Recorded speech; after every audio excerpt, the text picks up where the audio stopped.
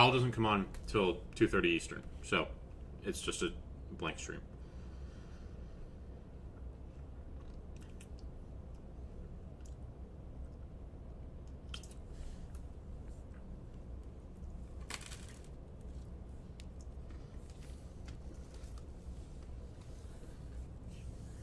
If you're in a trade before FOMC, you're either one, a gambler, or two, a dumbass.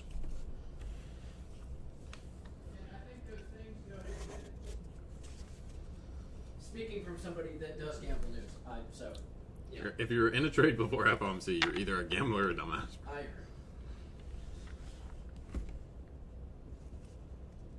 agree.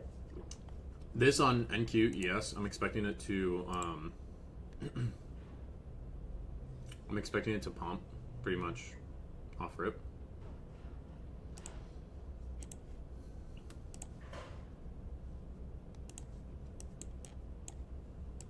From the decision, and then I would expect GC to dump and then recover. That's kind of my thoughts.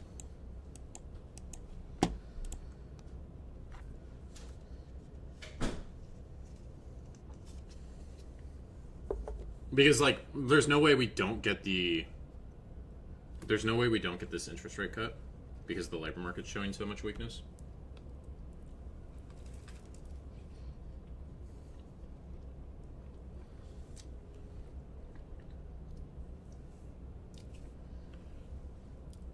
I have to pull up the YouTube chat too.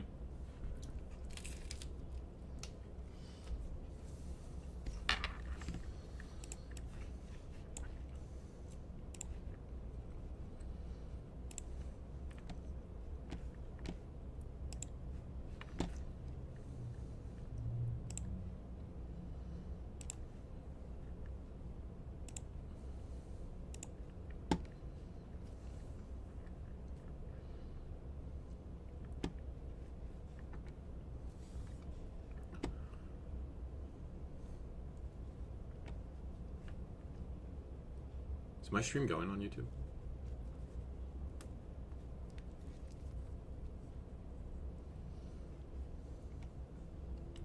Alright, we got 10 seconds.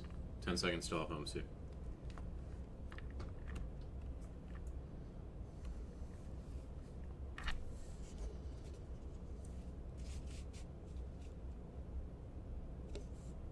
Okay. There's the cut.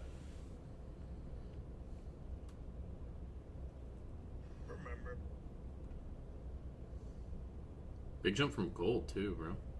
I'd expect gold to dump.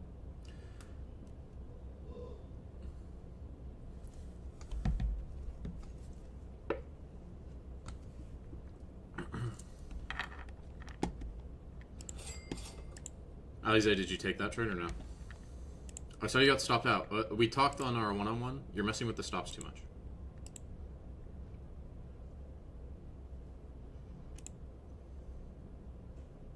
Okay, Nikki passing a 0 eval.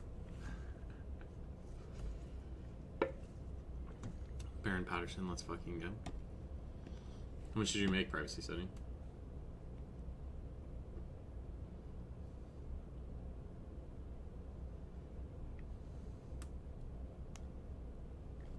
Lower by 0.25%? Yeah, that's kind of what we figured.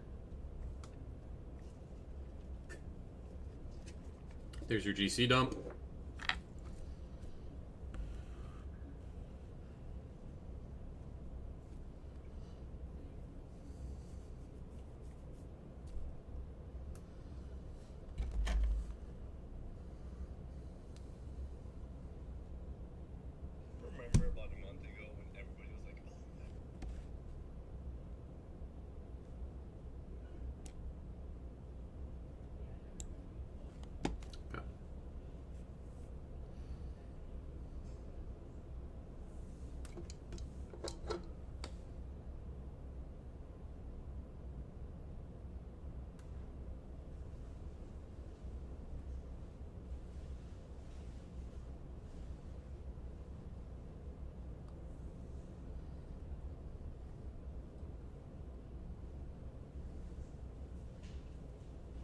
He is actually trading this, bro.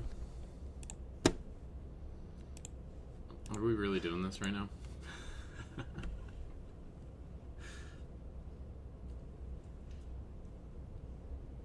You guys are crazy, bro. I've traded FOMC too many times and been burned too many times that I can't do it anymore. I'm gonna watch it and I'm gonna give my thoughts, but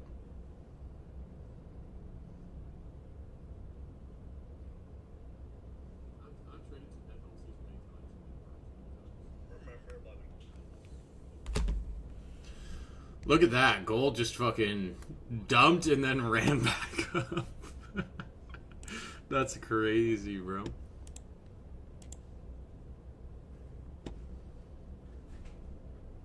Bro, gold went crazy. Yeah, gold.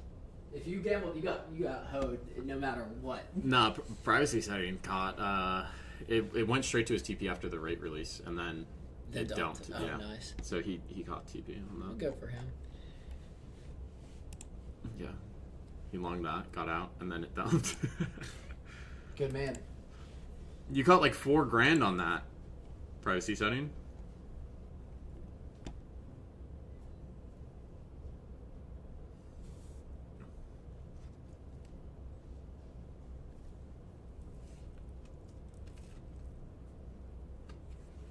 Okay. Now the play, guys. The play on like ESNQ. Okay, there's a couple scenarios that can happen. If price starts to stall out up here, I would look to reverse this back to the lows because I think Powell's comments are going to be negative. The other scenario is this bases out and continues to fall. Right, but if you see it start to fall, you can short it. Gold's going crazy, so I wouldn't like. Bro, look at this 5-minute candle. Oh my god, bro.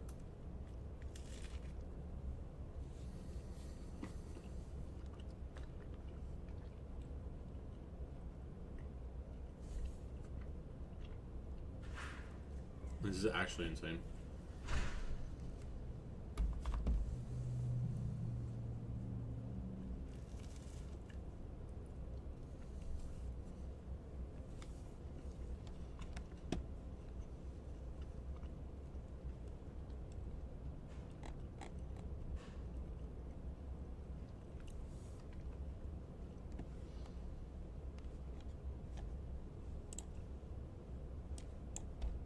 I want to see if this filled out all this low volume.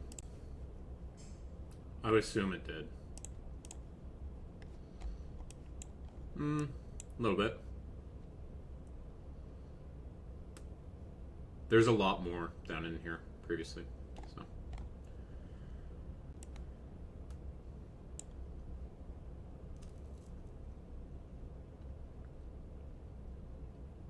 It got really close to POC on that.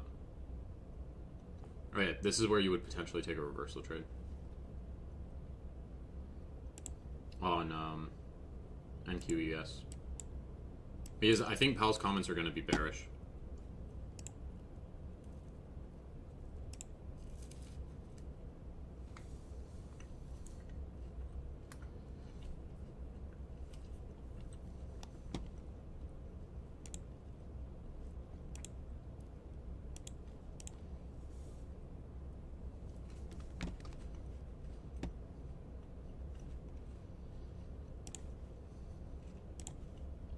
Like, if I was trading this, this is the trade I would take.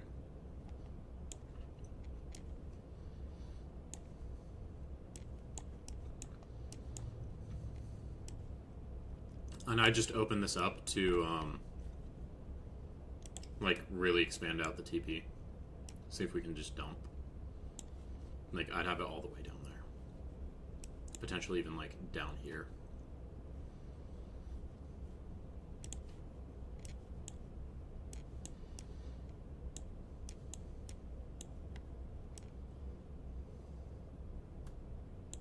I just blew my 10K live account. You're bullshitting.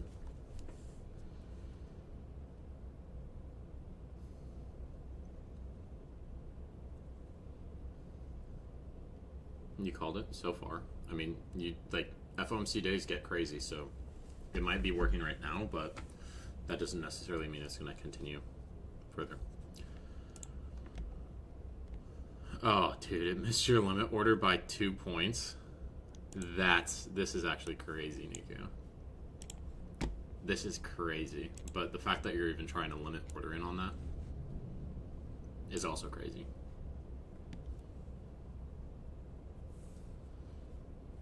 Yeah, Case, lock that account up.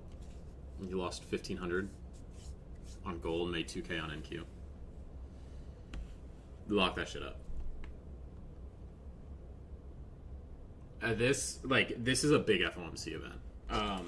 Some FOMCs are like don't really mean shit, but this is a big one because this is the first time we've had a rate cut in a while. And with all the data coming in, the data's in a weird spot. No, I'm kidding. I'm not a fan. Good boy, Uranus.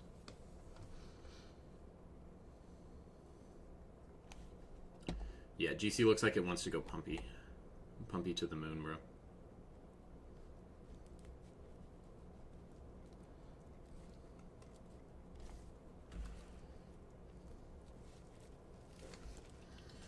Rate cut equals bullish gold? Not necessarily. I mean, the initial reaction was pump, dump, and now it's pumping again. I think the rate cut's already priced in, but I think it's going to depend on the comments from Powell, right? That's really what I'm interested in today. Is what's Powell saying? What's the Fed's thought on data? And like, where do we go from here? It's on my Express too. Okay, yeah, I would lock that shit up. But yeah, because the data's in a weird spot with the labor market. Yeah, gold's pumping. Gold's doing exactly what I wanted it to do. I've been spot on gold, bro. Spot on gold. The labor market's weak right now, but your inflation's also sticking around. So it's like, how do you justify a cut? It's really the cut's being justified because the labor market's so weak. Your economic data also, like, some of it's positive, some of it's negative. So you're getting very mixed signals from the data reports. Hey, look at that. NQ's doing exactly what I wanted to, bro. I don't know if this holds until Powell comes out, but I did tell y'all what my play would be.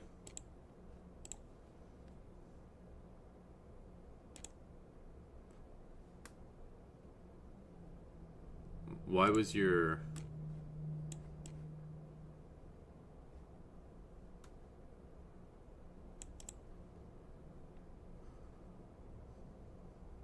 Okay, yeah, your limit was at those highs.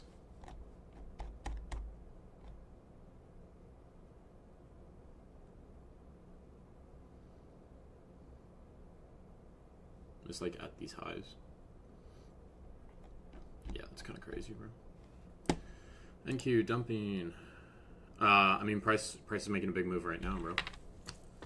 But yeah, price will make a big move in 20 minutes. Yeah, no. How the FOMC works is the rate decision comes out 30 minutes before the presser. So, yeah.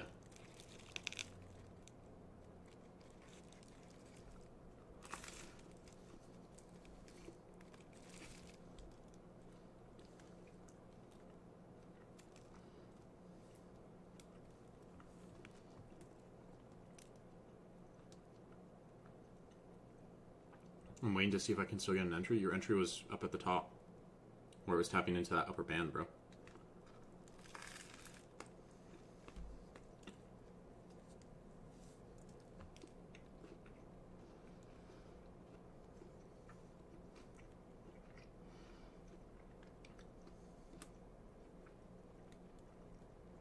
Gold, there's not really an entry on this. I'm done for the day. Like, I'm not trading this. I've traded FOMC a lot. I've made a lot of money on it. I've also lost a lot of money on it. I'd rather just wait. Sit and wait.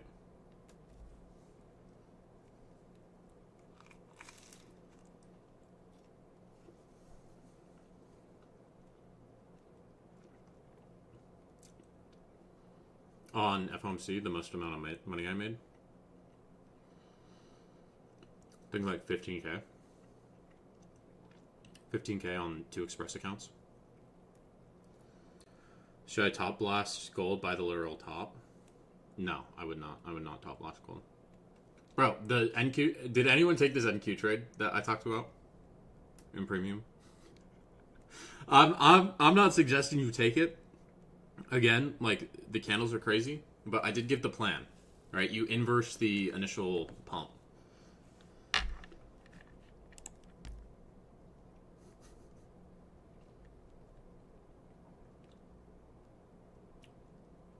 Okay, you shorted this at 6685 on ES. Okay, you caught the top. Yeah, JP, your TP's about to hit. Since you're in with micros, you could scale 5 off and then hold another 5 for this to just absolutely dump.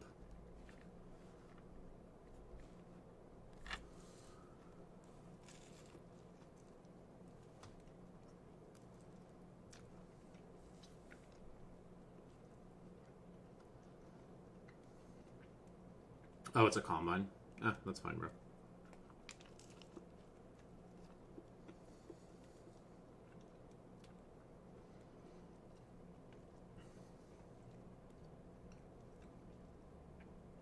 Some people in the YouTube chat caught it. Can you explain the short? Yeah. One sec. Let me finish eating. Okay.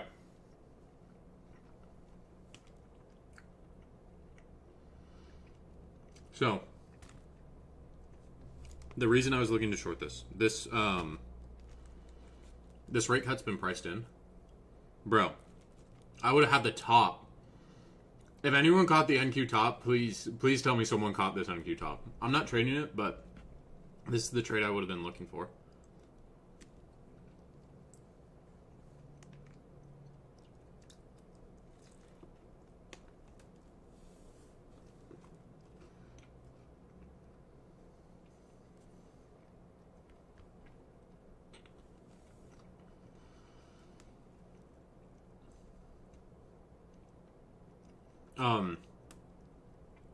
Yeah, the reason... So the rate cut's been priced in, right? You get an initial pump. If you look back on previous price action FOMC, typically there's a pump, there's a move one direction, right? So either going to pump or it's going to dump, and then it reverses a lot of the days. So, you know, all you're doing is looking for this to pump up, start to stall out, and then catch the reversal play. It's just like, go look at FOMC price action. It happens a lot, especially in terms of rate cuts.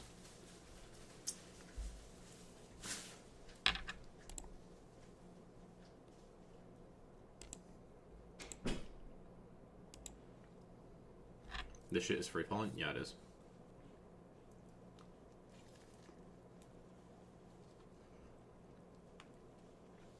Do I think GC still pumps? Yeah. We're going to see what Papa Powell says, but we'll see.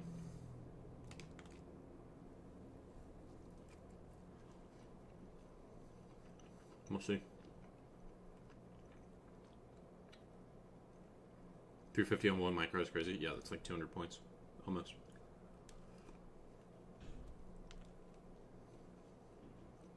I think this shit still free falls, bro. We might get a retrace. So I'd probably be looking to get out down here and then see if we retrace and get back in on the retrace.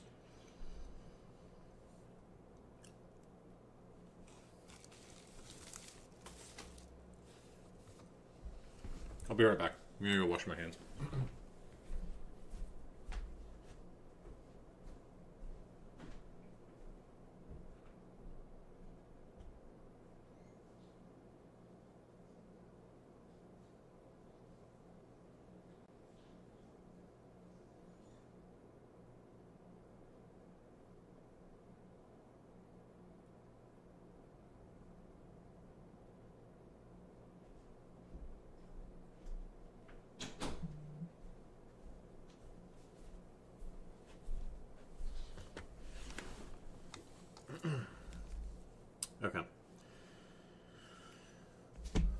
Yeah, this looks like it's gonna retrace.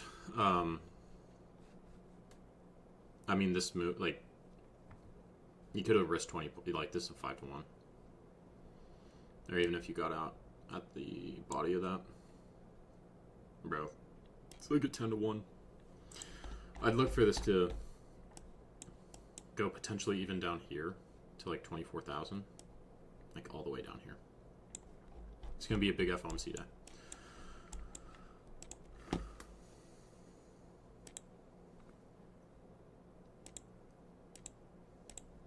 Luis, you caught the top of that. You were in at 500. Yeah, damn, bro. You caught the exact trade. That's crazy, bro.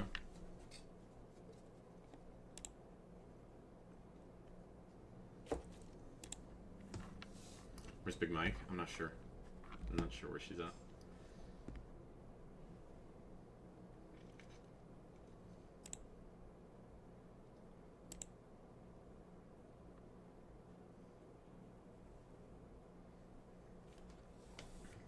Can we get thoughts on gifts being re-implemented in the Discord?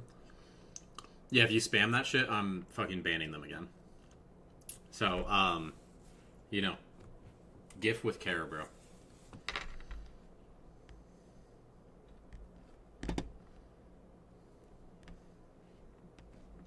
When would I long GC? I wasn't paying too much attention, but I would have tried to catch it off this fib.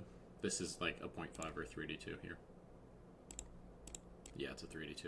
I would try to catch it down in this area, but you know, Powell's about to speak, so he speaks in what, 11 minutes. We might just consolidate for a little bit.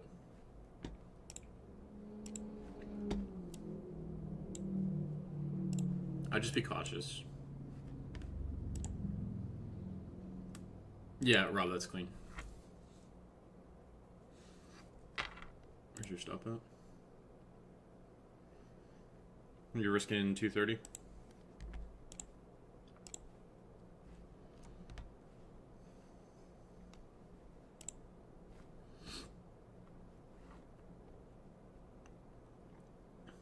TJR just made 400K.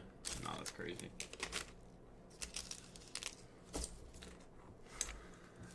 That is crazy.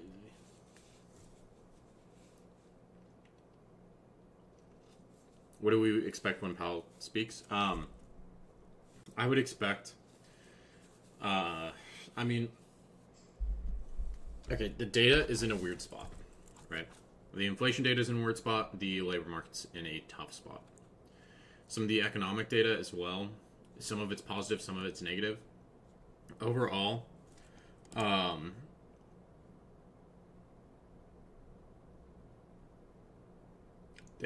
he slammed 30 lots on that. I thought he said he wasn't trading today, bro. I thought he said he wasn't going to trade today.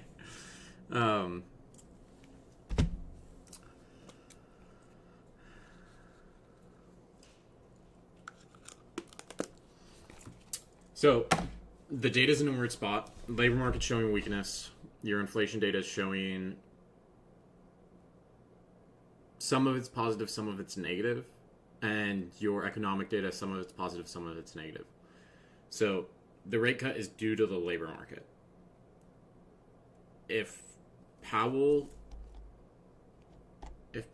is, you know, there was someone posted, Zeke posted, Jerome Powell and the Fed just said they expect interest rates to end 2025 between 3.5 and 3.75. That is 50, that's a 0.5% lower, below today's lower. Okay. So they're expecting to cut 2 more times, right, this year. We'll see what the comments are from Powell. But I would expect bearish, in my opinion.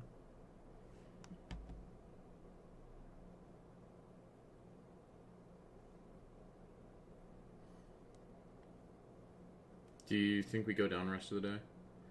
It's going to depend on the comments, Hamza.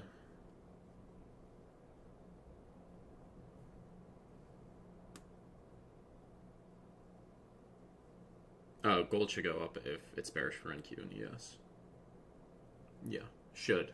Doesn't mean it has to. TJR full port in FOMC. Yeah, you're late, buddy. Bolton, lock your account, bro. Everyone bully Bolton into locking his account.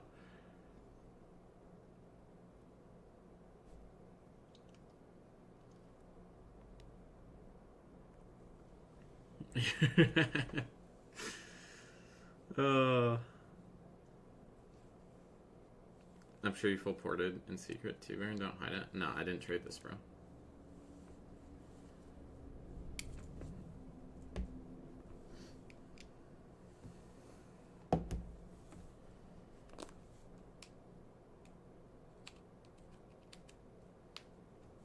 You have 2x of face privacy setting. Okay.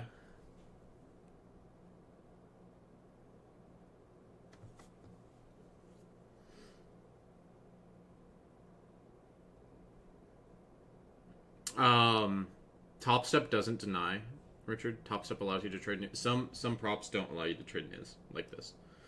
Top Step isn't one of them.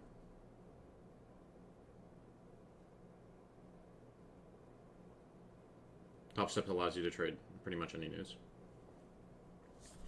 FTMO doesn't allow news trading. Yeah. Alright. 30 minutes before or after? I don't on my phone in futures. I think it's 2 minutes before, 2 minutes after the release, and then 2 minutes before, 2 minutes after Powell starts speaking.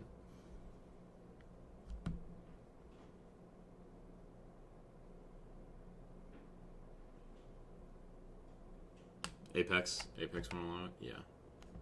Typical. Deepal, I don't know about this gift, bro. Did Powell speak already? No. It was just the rate release. That released at 2 p.m. Eastern. Powell starts speaking at 2:30 Eastern.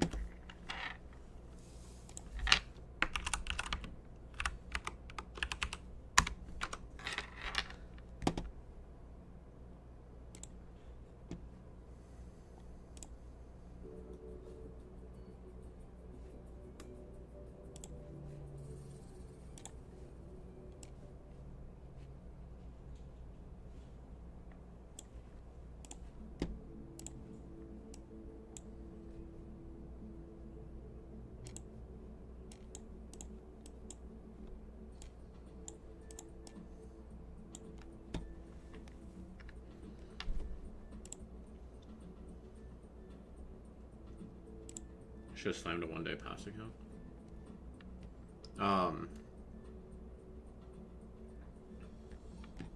Yeah, I still have gold options open. I mean, I'm up on my Tradify accounts, so my main focus is these right now.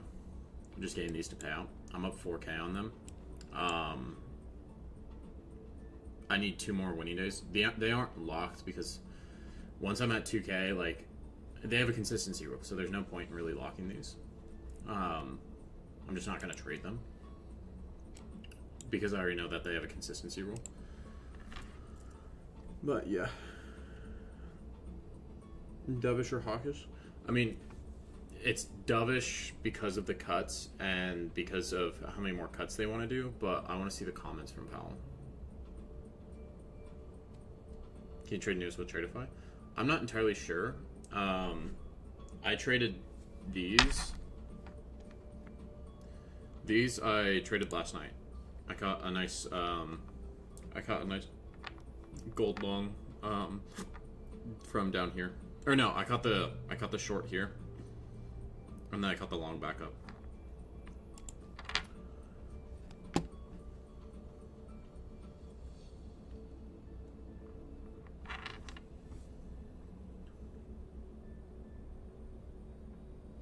What do I think of a gold long here? I would not take... like, you're 3 minutes before press starts. There's going to be... like, it's going to get you're going to get crazy candles again in a second.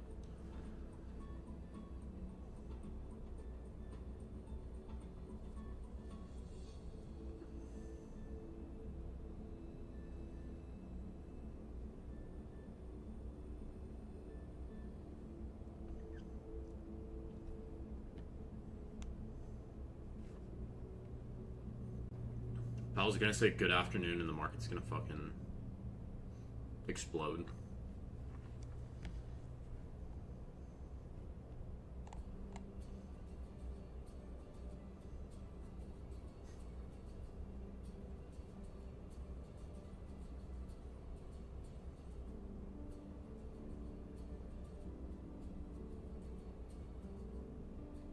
Nah, Zeke.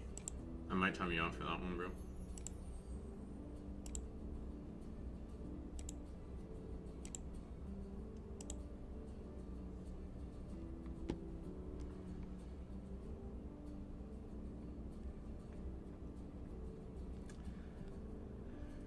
Is TGR faking his trading statements because it's ridiculous?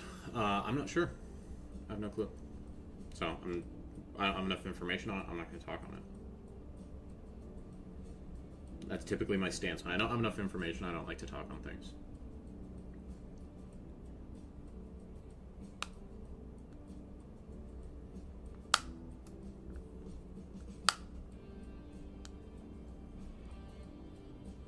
Except for the pigeons. Yeah.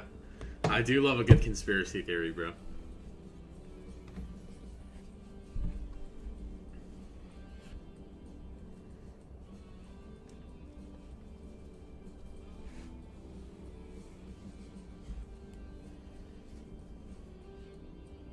Well, flat Earth, I don't know about flat Earth, bro. Like, flat Earth, I don't think that one's real. I'm more interested in the,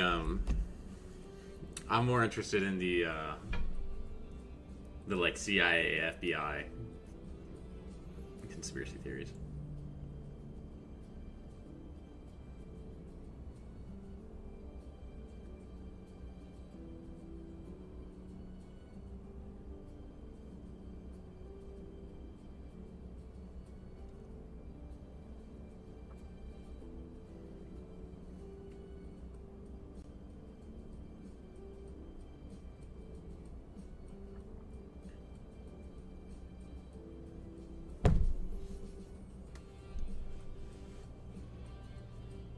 Even like the recent Charlie Kirk stuff.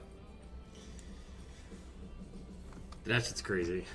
I mean, like, the FBI guy who was delivering the press conference, some of the shit he was saying, it's like, how are you, like, even saying this? Like, is it that believable? Okay, we're about to start. Good afternoon. Market fucking the markets. You're about to see a fucking crazy candle off the good afternoon.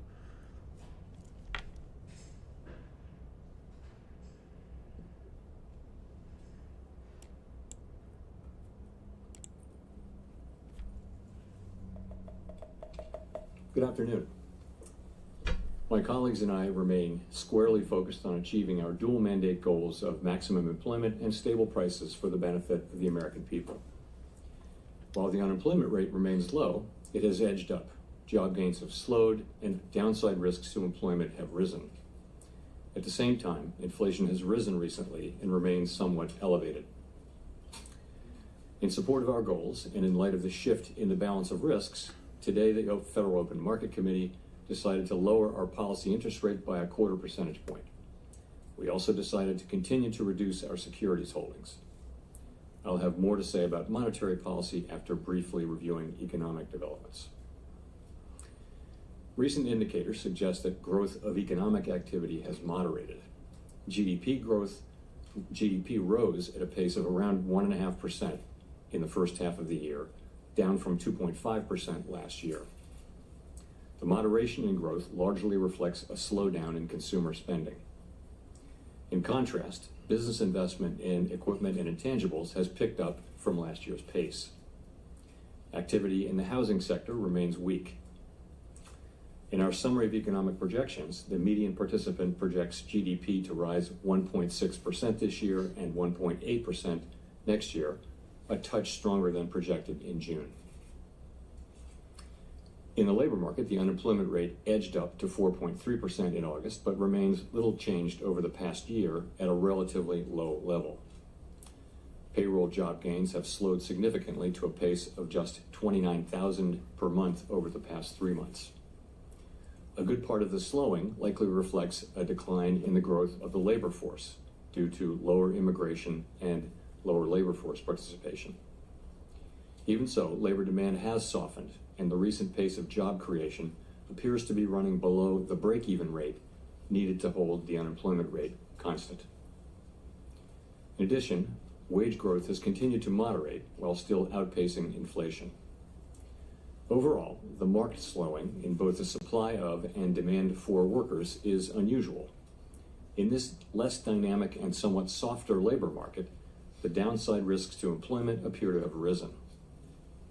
In our SEP, the median projection for the unemployment rate is 4.5% at the end of this year and edges down thereafter.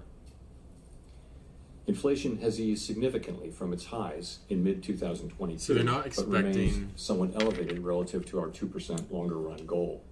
they're not expecting unemployment to stay Estimates elevated. based on the Consumer Price Index and other data indicate that total PCE prices Bro, rose Philip. 2.7% over the 12 months ending Bro, in why are August. we trading this? And Just that, wait. excluding the volatile Okay. food and energy categories. If you're trying to trade Core this, PCE just prices wait till rose the 2.9%. press conference is done because the direction will be very clear. These readings are higher Right. than earlier in the year as inflation for The direction's going to be clear after the press conference is In over. contrast, And the overnight this session is inflation usually appears to pretty be solid continuing for after services. FOMC as well. Usually it's very Near-term trendy. measures of inflation expectations have moved up on balance over the course of this year on news about tariffs, as reflected in both market and survey-based measures.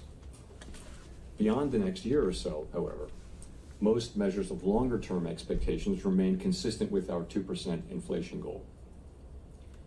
The median projection in the SEP for total PCE inflation is 3.0% this year and falls to 2.6% in 2026 and to 2.1% in 2027. Our monetary policy actions are guided by our dual mandate to promote maximum employment and stable prices for the American people. At today's meeting, the committee decided to lower the target range for the federal funds rate by a quarter percentage point to 4 to 4.25%, and to continue reducing the size of our balance sheet. Changes to government policies continue to evolve, and their effects on the economy remain uncertain. Higher tariffs have begun to push up prices in some categories of goods, but their overall effects on economic activity and inflation remain to be seen. A reasonable base case is that the effects on inflation will be relatively short-lived, a one-time shift in the price level. But it is also possible that the inflationary effects could instead be more persistent, and that is a risk to be assessed and managed. Our obligation is to It's not ensure gonna that a like that. one-time increase in the price level I mean- does not become an ongoing inflation problem. Their expectations are In the near term, risks to inflation are tilted to the upside and risks to employment to the downside, a challenging situation. When our goals are in tension like this, our framework calls for us to balance both sides of our dual mandate. With downside risks to employment having increased, the balance of risks has shifted. Accordingly, we judged it appropriate at this meeting to take another step toward a more neutral policy stance.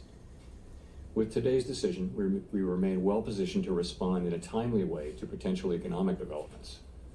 We will continue to determine the appropriate stance of monetary policy based on the incoming data, the evolving outlook, and the balance of risks.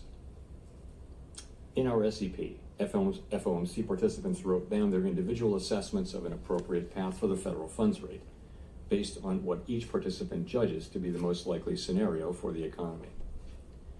The median participant projects that the appropriate level of the federal funds rate will be 3.6% at the end of this year, 3.4% at the end of 2026, and 3.1% at the end of 2027. This path is 1/4 percentage point lower than projected in June. As is always the case, these individual forecasts are subject to uncertainty, and they're not a committee plan or decision. Policy is not on a preset course. The Fed has been assigned two goals for monetary policy: maximum employment and stable prices.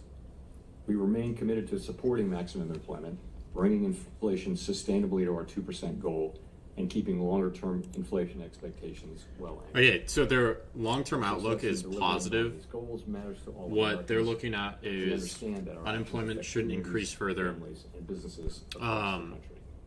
they're short term, like they're uncertain of the of inflation sticking around around and the weakness of the labor market because of immigration and other factors. I look forward to our discussion. So this is the Q&A is usually the interesting bit. Like that was pretty standard Thank you. what I expected. Chris Regaber, Associated Press.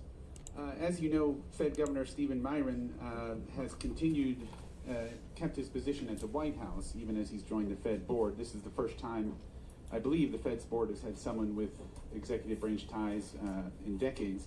Does this compromise the Fed's independence from day-to-day politics? And relatedly, how can you maintain This bitch the is taking a public's picture perception in the Fed back, is politically or she's taking a independent video. with this dynamic? Thank you. So we did welcome a new committee member today, as we always do, and the committee remains united in pursuing our dual mandate goals.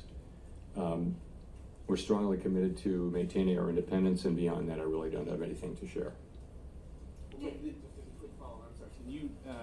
You and other Fed officials have spoken extensively about the impact of tariffs on inflation, although perhaps with many companies appearing to eat the tariffs, tariffs may be impacting the labor market and other parts of the economy instead. Do you see that as a possible outcome here, that tariffs are the reason we're seeing some slowing, particularly in the labor market, rather than in inflation? You know, it's certainly possible. You know, we're beginning to see, we have begun to see goods prices showing through into higher inflation, and actually the increase in goods prices accounts for most of the increase in inflation, or perhaps all of the increase in inflation over the course of this year. Those are not very large effects at this point, and we do expect them to continue to build over the course of the rest of the year and into next year. And you know, it's also possible that there may be effects on employment, but that I would say if you're looking at why employment is doing what it's doing, that's much more about the change in immigration. So the supply of workers has obviously come way down. There's very little growth, if any, in the supply of workers. And at the same time, demand for workers has also come down quite sharply. And to the point where we see what I've called a curious balance. It's, you know, typically when we say things are in balance, that sounds good, but in this case, the balance is because both supply and demand have come down quite sharply. Now demand coming down a little more sharply because we now see the unemployment rate edging up.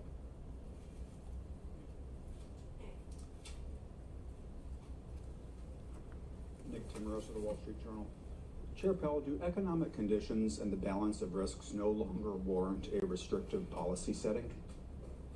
So I don't think we can say that. But what we can say is this, that over the course of this year, we've kept our policy at a restrictive level, and people have different views, but a clearly restrictive level, I would say. So, and we were able to do that. I think they're they're cutting too late because the labor market was in very solid condition. They should have cut strong earlier job this year. creation and all those things. I think if you go back to April and now look at the revised job creation numbers for May, June, July, and August, you can I can no longer say that. So what that means is that the risks were clearly tilted toward inflation. I would say they're moving toward equality. Maybe they're not quite out of equality. We don't need to know that, but we do know that they've moved meaningfully toward greater equality, the risks between the two goals, and that suggests that we should be moving in the direction of neutral, and that's what we did today. Under what circumstances would a larger than 25 basis points rate cut be warranted, and how seriously was that option entertained at your meeting this week? There wasn't widespread support at all for a 50 basis point cut today. You know, I think we've done very large rate hikes and very large rate cuts in the last 5 years, and you tend to do those at a time when we feel that policy is a place and needs to move quickly to place. That's not at all. Wait and see. Whoa. What's going on in here?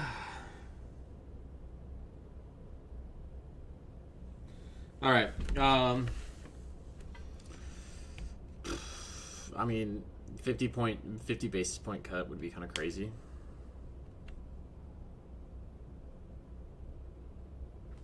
But, so for the price actions looking bearish. In place. I guess I'm just, you know. Hey, is this Colby? Is this Colby D. Powell?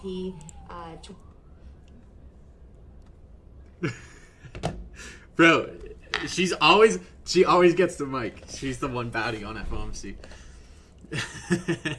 Dude, Powell's freaking the fuck out. I don't know why this is fucking lagging. Towards more cuts than just 3 months ago, with the fact that the forecast for unemployment didn't change. ES is just sinking. NQ's still holding that lower wick. RTY's up. Let's see. And now it's sinking. I wonder what the dollar's doing. Dollar's jumping I think up. you could think of this in a way as a risk management cut, because if you look at the S&P, VIX ain't doing shit so far. Meta's down, Nvidia's down, Apple's slightly up, Amazon's down, Tesla's down, Broadcom's down significantly, Google's down. All the tech stocks are down so far. Everything's looking pretty fucking bearish. Even gold's looking bearish. I don't know why this stream keeps lagging out, but this looks bearish.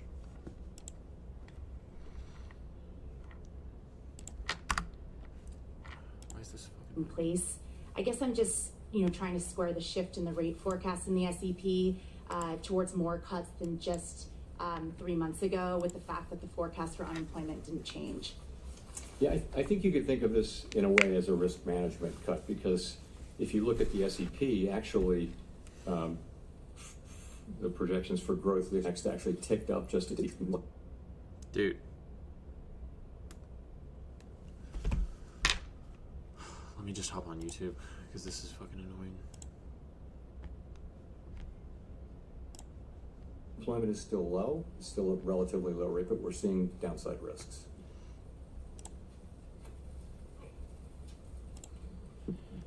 Michael McKee from Bloomberg Radio and Television. I'm a little confused by your explanation of the Fed cutting rates because of unemployment. If you think that most of what's happening in the employment area is related to immigration, which your rate cuts wouldn't address, how do you see that as more important than inflation, which has remained almost a full percentage point above your target? Well, I was saying that what's happening in the labor market has more to do with immigration than it has to do with tariffs. That was the question I was answering. So I wouldn't say Another that thing, all of what's happening in the labor market. if you look at the PPI breakdown, you clearly have a slowing in due to immigration. if you look at the breakdown of PPI, the major increase in PPI inflation has been in goods, and last month when we saw a decrease, goods was still increasing on the inflation side. I forget the specific why PPI dropped, but the breakdown by sector on PPI was goods. A slowing And we had in a decrease demand, in it. which is now perhaps more than that in supply, and we know that because the unemployment rate has ticked up. So, that's what I meant by that. Bro, NQ came right back to VWAP. Every year since 2015, the S&P has. I kind of forecasted called to hit this. the target I kind of 2 called the years price later. action, bro. And this year, Not this gonna lie. S&P says you're going to hit your target 2 years later. 2% does not seem to be in sight. Does that suggest that the 2% target is not really achievable? And does this present any credibility problems for you in telling people that that's what you're going to do if you can never reach it? Well, I mean, you're right. It does say we're going to get to 2% inflation in 2028, at the end of 28. But that's literally how you put the projections together. You're writing down a rate path, which is designed to create, over the course of the S&P, time frame, 2% inflation and maximum employment too. So that's all that is. No one really knows where the economy will be in 3 years. But the nature of the exercise is to write down policy that you believe would return to the 2% goal over at least by the end of the exercise. Thanks so much, Elizabeth Schulze with ABC News. The latest inflation report surprised shows that gold is prices dumping. are still going up across key categories for many households, including groceries. What will the Fed do if prices pick up more? So our expectation, and you can see this consistently through the year, has been that inflation will move up this year, but that the basically because of the effects on goods prices from tariffs, but that those will turn out to be a one-time price increase as opposed to creating an inflationary process. That's been our forecast. Pretty much all the individual forecasts say that. We can't just assume that though, right? We have to, our job is literally to make sure that that is what happens, and we will do that job.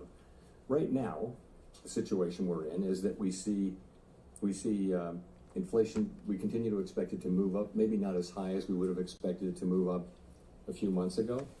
The pass-through of the tariffs into inflation has been slower and smaller. The labor market has softened.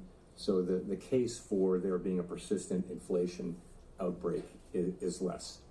And so that's why we think it's time for us really to acknowledge that the risks to the other mandate have grown and that we should move in the direction of neutral. So what will we do? We'll do what we need to do, but we have two mandates and we try to balance them.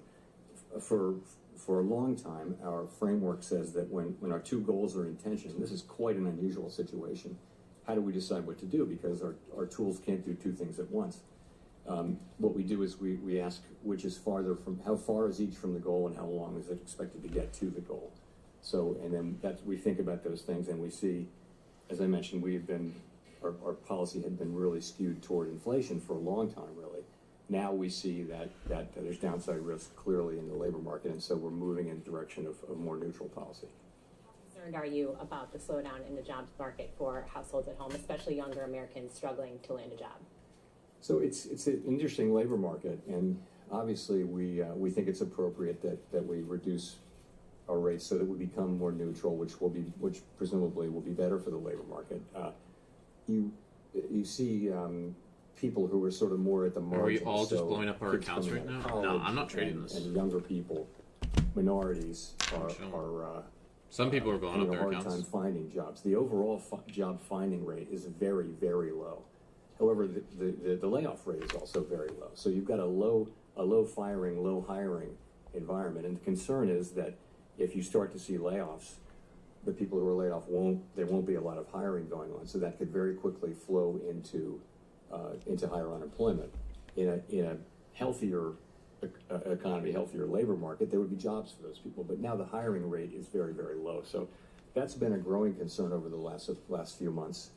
And it's one of the reasons why we think it's appropriate that we begin to shift our policy focus toward a more balanced one.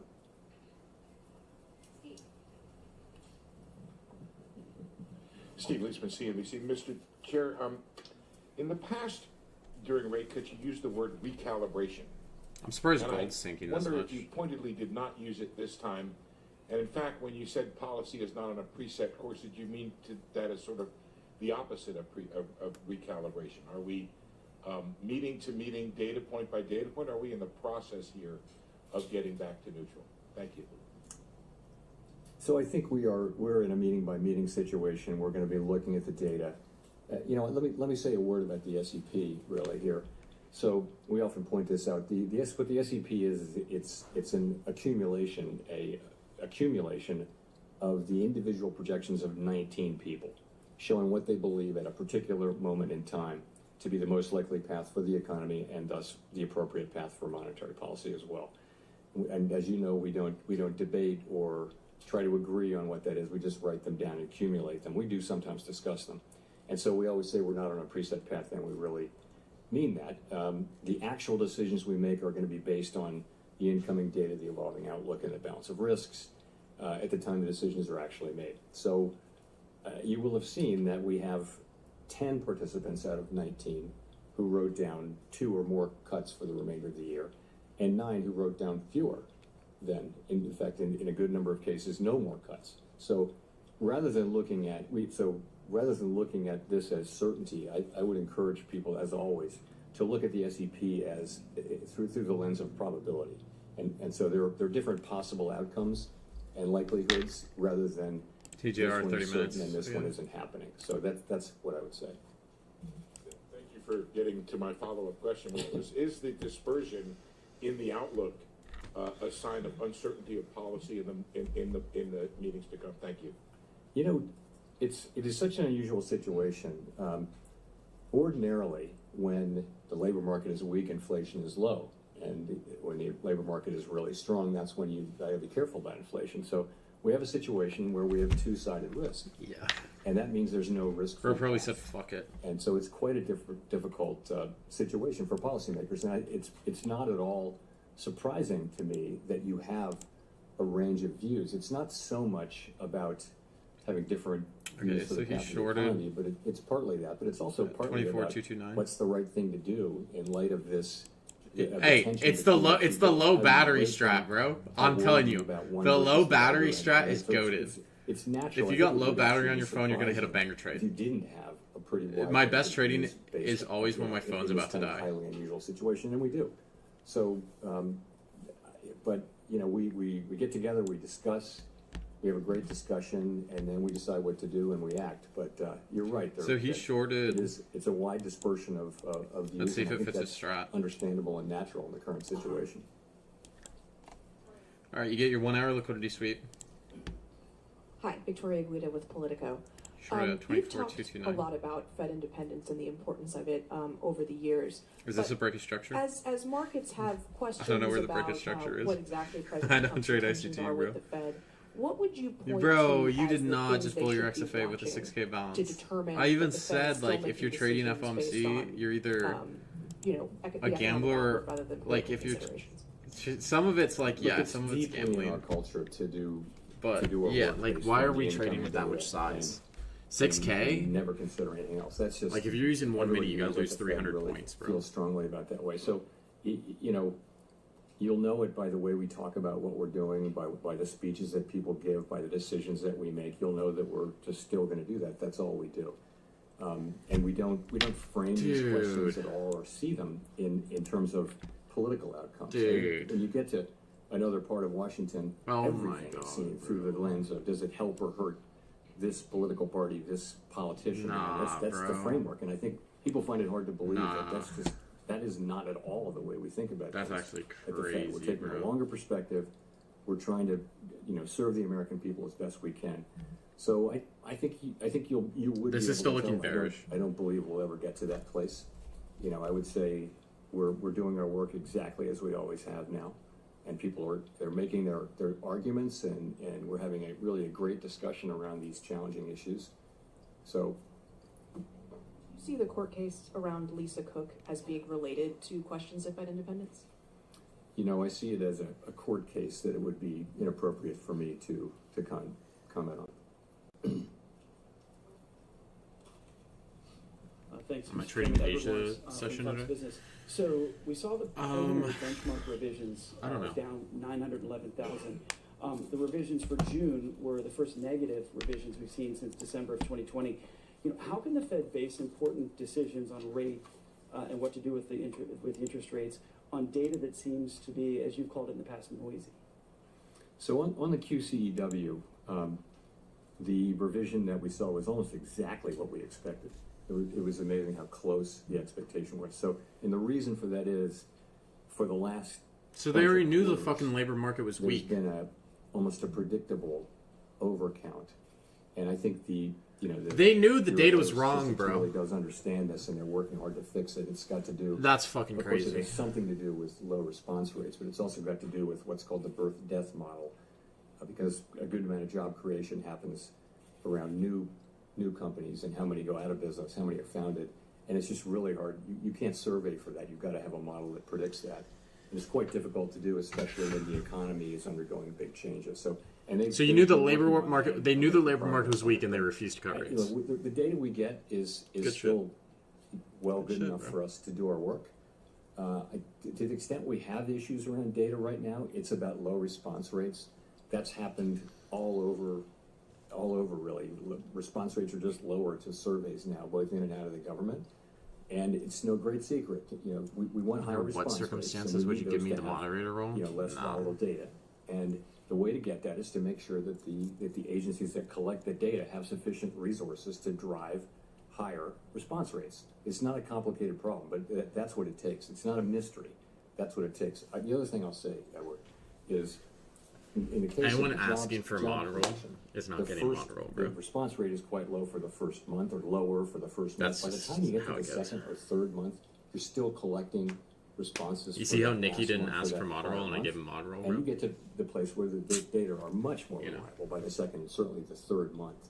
So it's not that we don't get the data, it's just that we get it a little later. Well, for the benchmarks, if that holds, it's 51% of the jobs that we thought were there weren't really there. It shows a weaker job market coming into this year. If you had that information, would it have changed your mind related to where the interest rates should be? Should there have been a cut earlier? You know, we have to live life looking through the windshield rather than the rearview mirror, as you know, and all I can tell you is we see where we are. But you knew now, the and fucking I took labor appropriate market was action, weak, and we bro. took that appropriate action today. What the fuck? Thanks, Howard Schneider with Reuters. So, as you mentioned a minute This ago, guy's some definitely work Jewish, in the job bro. market would suggest that Definitely a that's Jew. already happening. Black unemployment rate in August was above 7%. Declining work week, difficulty among college graduates finding work, rising youth unemployment. Why do you think a quarter percentage point now is going to arrest that? Well, I didn't say that I thought a quarter point would make a huge difference to the economy. But I think you've gotta the look at other the issue- path of rates, right? The other issue with, because Powell's essentially saying there's weakness in the labor market because of immigration. I think that's part of it, but the other part is look at how AI is being implemented. You're going to lose a lot of jobs just from AI implementation, even in low skill jobs. Like I've talked about it before. Like if you own a McDonald's, right? You can pay like 1.2 million to get the entire thing AI automated. You cut your employees down from 50 to like 5 to 10. So think about the number of locations of McDonald's there are, and that's just low skill labor, and that's one fucking chain. While I was working at AT&T, I was working with Palantir on a AI data model that would essentially replace my job. That's a higher skill job. So you're going to see reduction in the labor force from not only low skill but higher skill jobs as well, like white collar jobs from AI. It's not just this immigration shit. And markets has already been baking in expectations. I mean, our market works through expectations, right? So I didn't work at Palantir. I worked with Palantir. And I think it's important that we use our tools to support the labor market when we do see signs like that. I did mention that. You know, you see minority unemployment going up. You see younger people who are more vulnerable economically, more susceptible to economic cycles. That's one of the reasons, in addition to just overall lower payroll job creation, that shows you that at the margin the labor market is weakening. I would also point to labor force participation. Some part of the significant decline in labor force. Explain in Fortnite terms. Okay, so in terms of inflation, right? Let's say you were playing Fortnite in like 2017 and you find a gold scar and it's like, oh my god, this is great, I'm gonna win the game off this. Now in 2025 you find that gold scar and you're like, this thing's it's good, it's still good, but I want the fucking airstrike, bro. I want the mobile airstrike because that's just game winning, you know? And so you're seeing, you know, the previous goated item is no longer a goated item. It's just like, this is an okay item. The real goated item is the fucking airstrike, bro. That's inflation in Fortnite terms from 2025, bro. And over the last year has probably been cyclical in nature rather than just the usual aging process. And then in terms of the labor market for Fortnite terms, think about how Fortnite, there used to not be bots when you would play in a lobby, right? Now there's less players, so we got to bring in the bots, right, to fill out the lobbies to make the game still fun to play. So the labor market is Fortnite adding bots, right? And inflation is like finding a gold scar, being the best gun ever. You're going to win the game because of it. Now you got to find the fucking airstrike or like the crazy item to win the game. That is 2025 inflation and economic data in terms of Fortnite. Put all this together, and we see that the labor market is softening, and we don't need it to soften any more than it wanted to.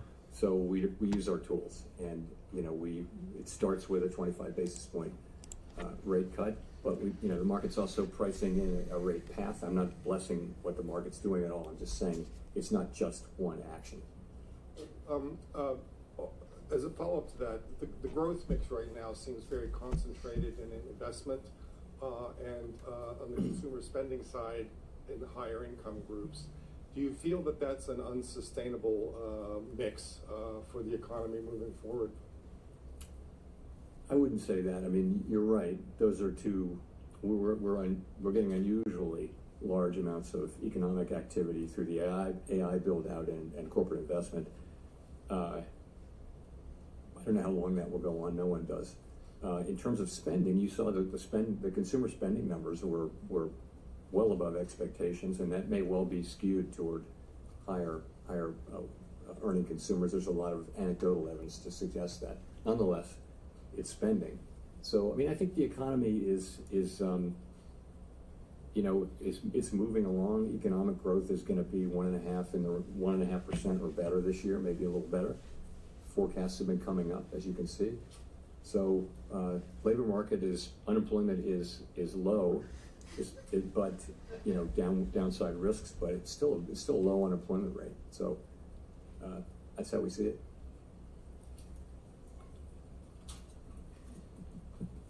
Hi, Stephanie Rule, MSNBC. Treasury Secretary Scott Bessent has said that the Federal Reserve suffers from mission creep and institutional bloat. He's now calling for an independent review. Would you support an independent review, or are you open? Yeah, I had the same thought. That's crazy. Of course, I'm not going to comment on anything the Secretary says or really any other officer says. So in terms of reform at the Fed, we just went through a lengthy and I think very successful process of updating our monetary policy framework. I would say there's a lot of work going on behind the scenes around the assets we have in the Federal Reserve Bank system, Federal Reserve System, and at the board. Are they the right size? We're actually going through a 10% headcount reduction through the whole Fed, including the board and all the reserve banks. The employment at the Fed at the end of that will be basically at the same level it was more than 10 years ago. So we will have had zero job growth for more than a decade when we're finished with that, and I think we'll probably do more than that. So I think we're certainly open to constructive Trump speaks at criticism 3, and so right after ways this. to do our jobs better. Or he's already On speaking. an independent review? We're certainly open to always trying to do better. Trump wants the rates down to like Neil Irwin 1.5%, bro. There's been some debate lately on whether AI is already starting to affect the labor market in terms of lower labor demand, higher productivity by contrast. Why? Because he wants the 10-year. Do you buy that? He wants the 10-year yield low. If that is true, does that have implications for the monetary policy setting? So there's great uncertainty around that. I think. Why don't they agree, Powell and him? Which is also a bit of a guess, but widely So shared, Trump wants the 10-year yield lower so they can refinance debt. Also, if you're an American trying to get a home loan or a car loan, right, or credit cards even, your interest rate is dependent on that 10-year yield. It is the basis of a lot of loans in America. The reason the Fed won't cut to 1.5% or have these massive cuts is because it would cause inflation to spike. And inflation has shown that it's sticky. Like, there's still months that we're reporting that inflation's coming back. There was a steady decrease in inflation for a while. I think we should have cut in like the May meeting because you had multiple months showing weaker or less inflation. And Powell even said on this fucking meeting, they knew that the revisions were going to be terrible. They knew that their job reports were bad. So why were they not cutting then? And now they're cutting now. It's facts, but it's not too late. Not the main thing driving it. And so particular focus on young people coming out of college. Yeah, exactly. And yeah, there may be something there. It may be that companies or other institutions that have been hiring younger people right out of college are able to use AI more than they had in the past. That may be part of the story. It's also part of the story, though, that job creation more broadly has slowed down. The economy has slowed down, and so it's probably a number of things. But yeah, it's probably a factor. Hard to say how big it is.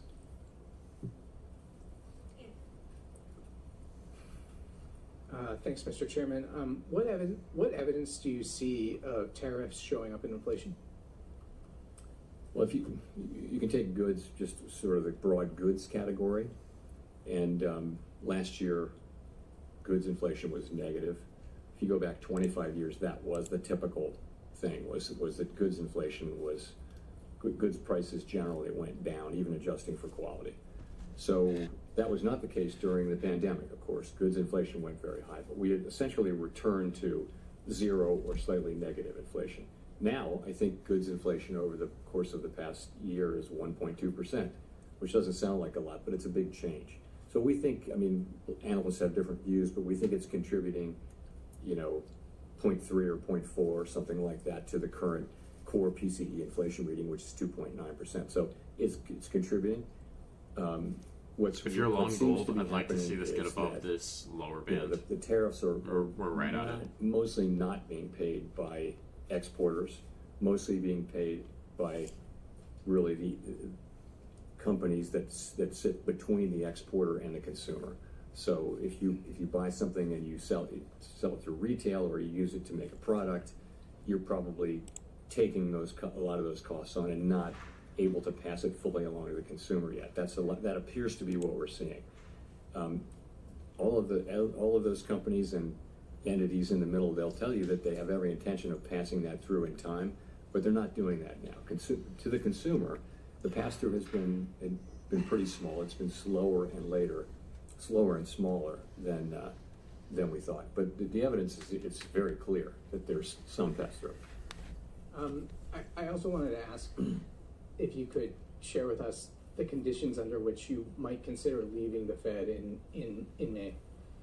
I have nothing new on that for you today. He's sick of that fucking question, bro. He's so sick of people asking if he's gonna leave the Fed. Bloomberg News. I just wanted to follow up on one of your answers just a couple minutes ago. We've often heard you talk about how you and your colleagues, do not think about politics. This does not enter the room. But one of your new colleagues we're kind of rejecting this upper band, right, where everything is seen through this framework of politics and of what party is being helped, and that person is still employed by the White House. I would wait how can until it's markets very clear, because and this the is public, still looks choppy. Interpret, like, look at this on the 15.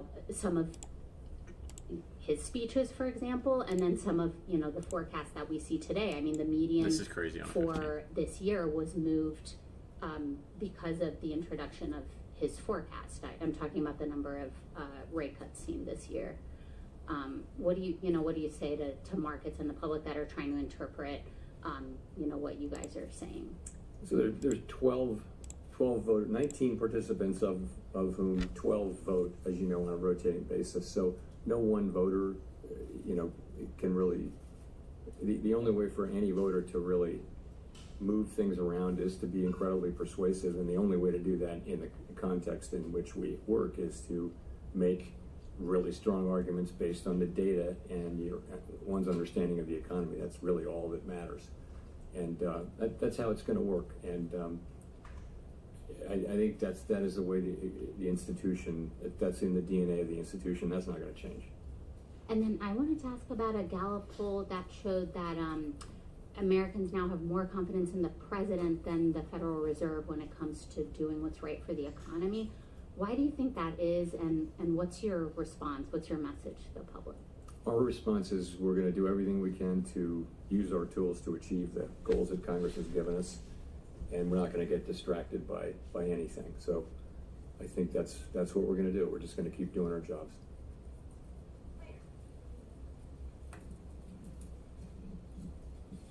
Claire Jones, Financial Times.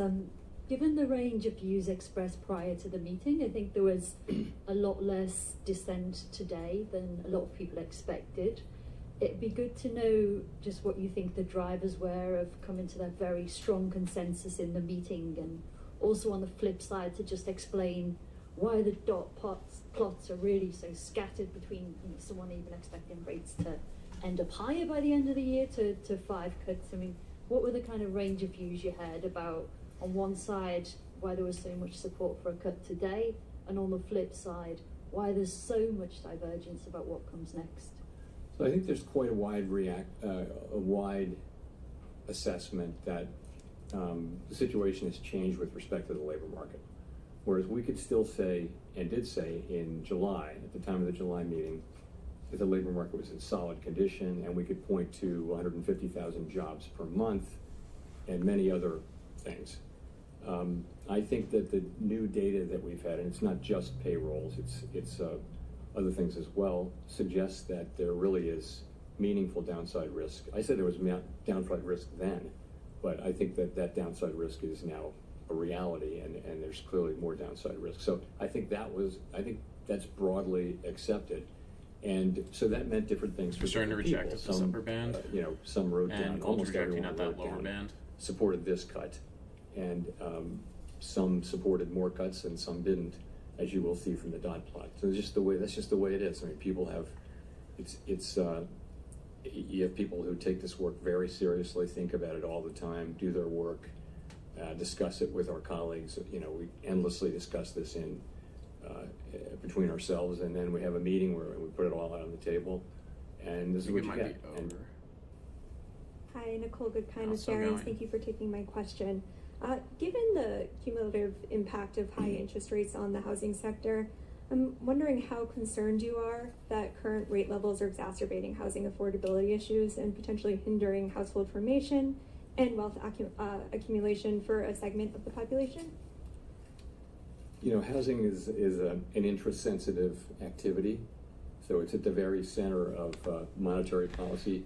When the pandemic hit and we cut rates to zero, the housing companies were incredibly grateful, and it was really, they said that was the only thing that kept them going, was that we cut so aggressively and provided credit and things like that, and they were able to finance because we did that. The other side of that is when inflation gets high and we raise rates, and you're right, it does burden the housing industry, and so rates have come down a bit, and as that happens, we don't set mortgage rates, but our policy rate changes do tend to affect mortgage rates, and that has been happening, and that'll of course raise demand. Lower borrowing rates for builders will help, builders will help supply. And so some of that should happen. I think most analysts think that it would have to be pretty big changes for it to matter a lot, big changes in rates to matter a lot for the housing sector.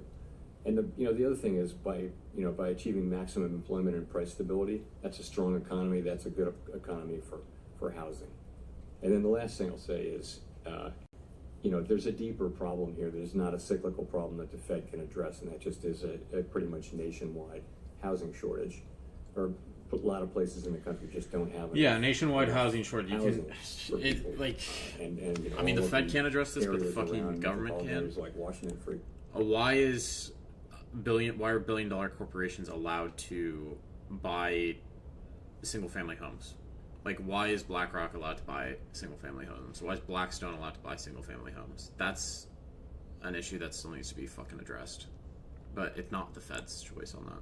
Are very built up, and so you're having to build farther and farther out, and so that's where it is. And just a quick follow-up, during the last SEP, or the press conference following the last SEP, you seemed to indicate that policymakers lacked conviction about their projections, and I'm wondering if you still feel that way. Forecasting is very difficult even in placid times, and as I've mentioned before, forecasters are a humble lot with much to be humble about. So I think right now is a particularly challenging time, even more uncertain than usual. And so I don't know any forecaster anywhere, really. Ask any of the forecasters whether they have great confidence in their forecast right now. I think they'll honestly say no.